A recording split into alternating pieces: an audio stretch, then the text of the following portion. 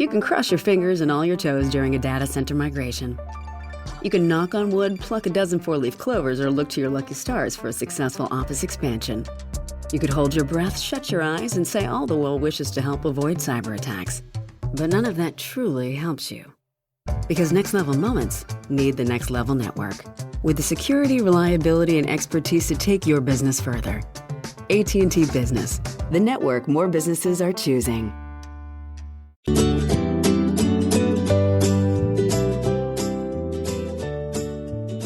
Bienvenidas al podcast Dos Bold Latinas. Aquí están sus hosts, Jatna Abreu y Josibel Madera Vialets, dos latinas feministas born in Santo Domingo y in New York. Passionate about Latina empowerment, Spanglish, learning, growth, and so much more.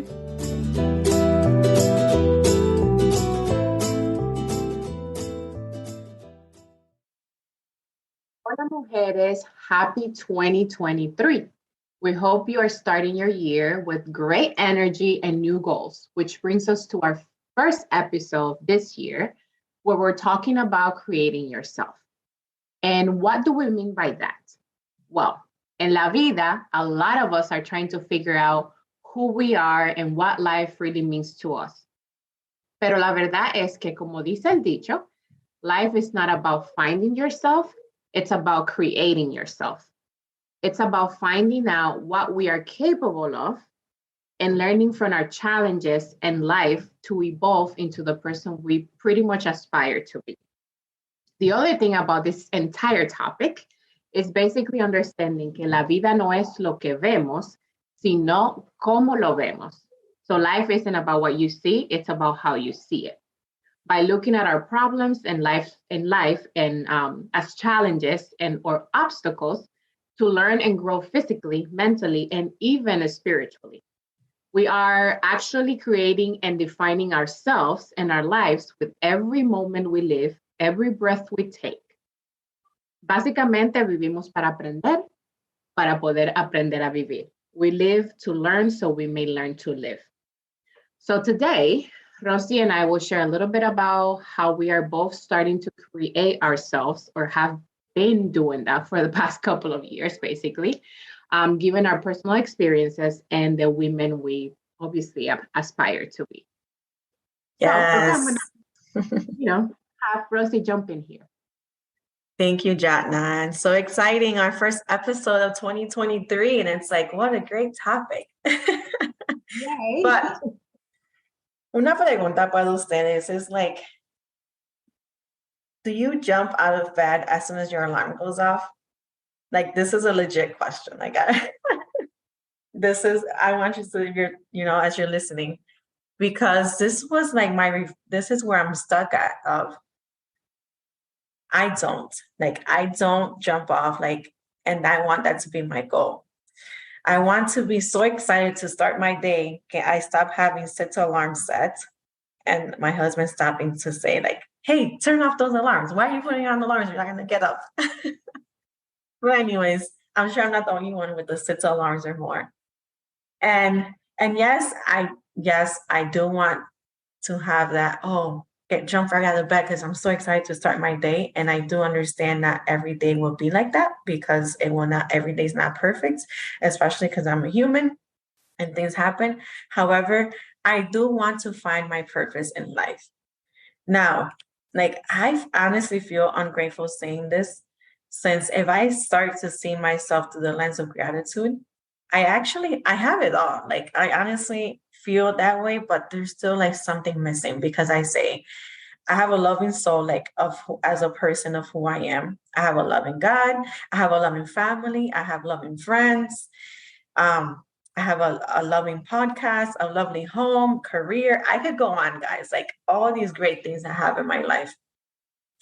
But I still honestly feel like there's still something missing, and it's always because I go back to what I used to have, the feelings I used to have before being a mom or a wife, or when I was a teenager, we're always going through this stage of finding ourselves to then doing or doing what those things that we used to do. And we struggle with that because every chapter in our lives is different. Like we go to do different things and we just have to, it's like Jana said at the beginning, we live to learn, so we may learn to live. So in December, I was at a checkout lane and I saw a notebook titled, Don't Find Yourself, Create Yourself. And yes, I did buy it because I fell in love with it. I was like, this was like a light bulb moment for me. I was like, I've never seen that. And yes, I am that type of person that's still going to be 33 years old this year. And there's many things that I do not know that people are like, were you living under a rock? You never heard of that? That is so like out there and popular. But no, I had never heard of that term, like don't find yourself, create yourself. So it definitely was a light bulb moment for me. And like, I know we've talked about finding ourselves after becoming a mom or a wife in previous episodes. However, like that just helped me shift my mindset into creating that, like after you find yourself, it's like also creating yourself. It's like that's the action that we need after we start thinking about the things that we used to have or the things that we miss, like what we had in prior chapters in our lives. It's like, okay, you had that, but how are you going to take action? Create yourself. Like it's like we're always talking about being the best version of ourselves. And I'm like, that's what it means. Being the best version of ourselves is creating ourselves. Like, yes, it sounds like duh, but I don't know. There was something about me seeing that notebook that just put all the pieces together for me. And going to like how I've been feeling it is like just a couple weeks ago, I was still feeling so negative about not feeling motivated in my career since I started to feel stronger and stronger about discovering my purpose when it comes to making an impact while I generate my income. Like, okay, this is my job, but I still feel like I was created for something more than the career I'm in right now. Like 5 years ago, 6 years ago, when I started, I was like, wow, like this is something new in my life. This is a chapter that I'm living, I'm embracing. But then you start to feel comfortable. Then you're like, I want to do something else. Like there's something more to me that I know that I was born for.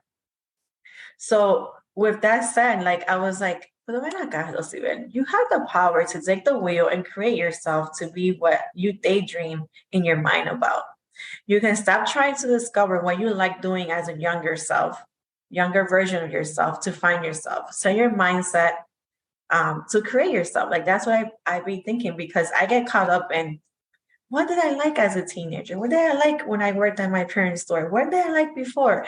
So I could turn that into dinero because it's like I'm the type that always like to figure out what people like to do, like what's their passion, so they could turn it into money. And I'm like, I still don't know where my passion is. And then I've been talking about that a lot with my family. Like, I don't know, I feel like that was my 2023 reflection. Like, I need to do something about that this year. And like, my husband doesn't really engage con mi caprichos, I would say, but he actually started to hear me say that so much of how I want to shift and how I earn my income that he sent me a video that he found. And the video basically said, if you don't know what to do, pick something. Like just start doing it because waiting shrinks you. And I was like, oh my gosh, that is so true. Like you lose time. You lose time thinking about what you want to do. But then you don't realize that if you just start something, you're further ahead. You may be excelling or you may be failing. And in both things, you're gaining something. You're gaining knowledge, you're gaining experience, etc.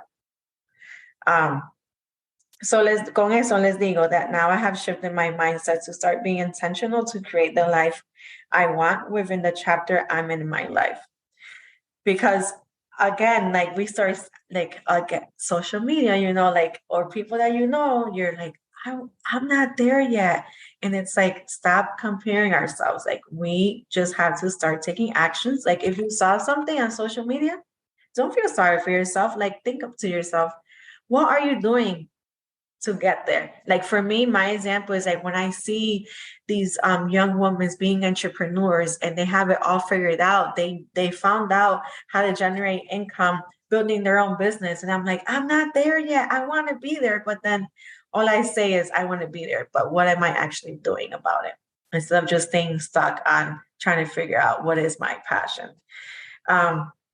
So with that said, like I started writing out my goals, broke them down into monthly tasks.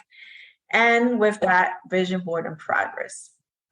And props to Jana, she already got her vision board done. She sent hers to me for inspiration. For me, I just have like pins in my Pinterest and stuff written down.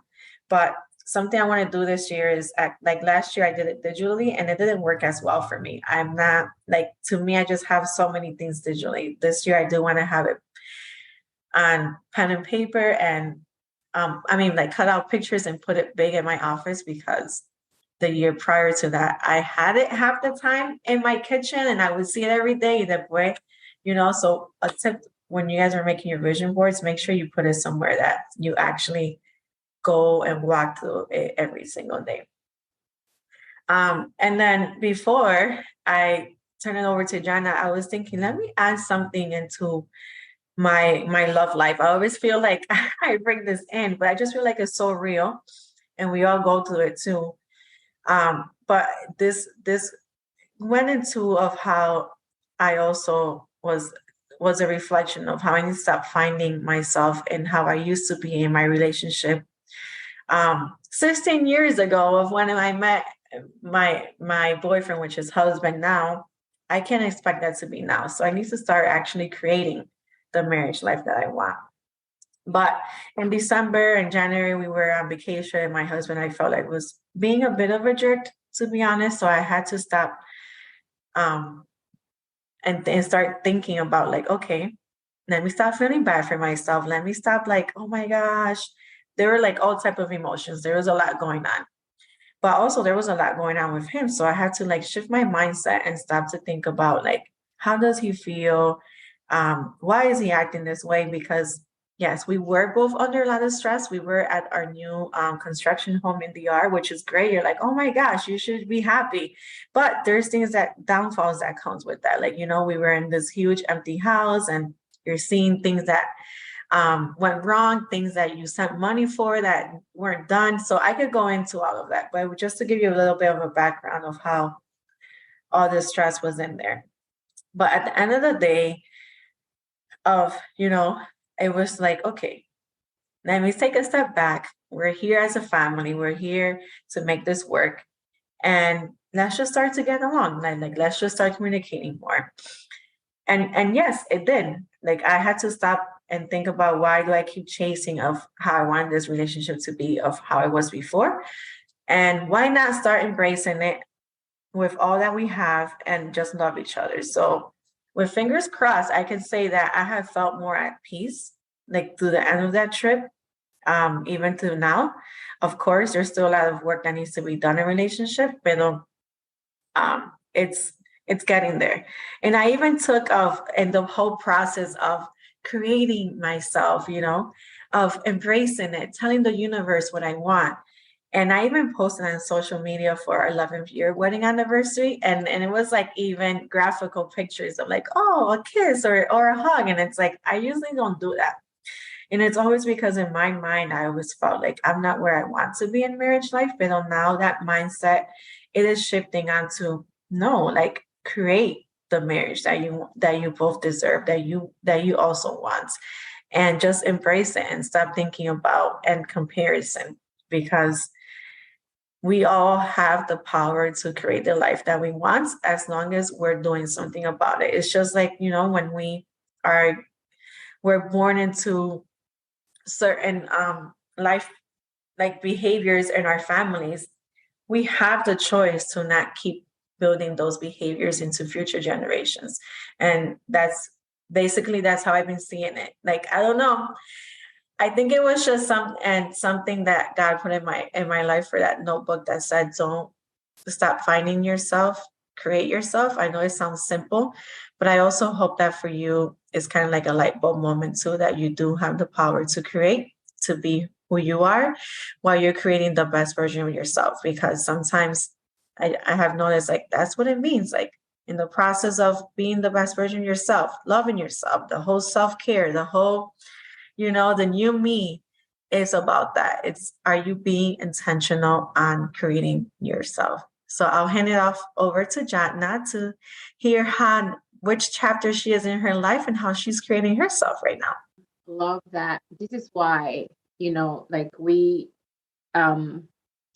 pretty much like record, like we have this podcast and record all these episodes for you. And we're very vulnerable and we share like all of our experiences because we hope that that can help you too. We hope that whatever your life, chapter, stage, whatever it may be that you're going through right now, it may hopefully, you find something relatable to what we are saying and what we're sharing of ourselves. So that's always our goal with this podcast. So for my basically like my end of things on like how lately or like for the past few years I've been creating myself or how I would like to say it, reinventing myself, has been kind of interesting. And it might be something that you might have heard before in another episode that we shared. Because for me, it's a little more related to being a mom, to being a mother, and trying to figure out like, every time I go through a shift in life, how do I, as a mom, like how do I reinvent myself or how do I go back and create myself?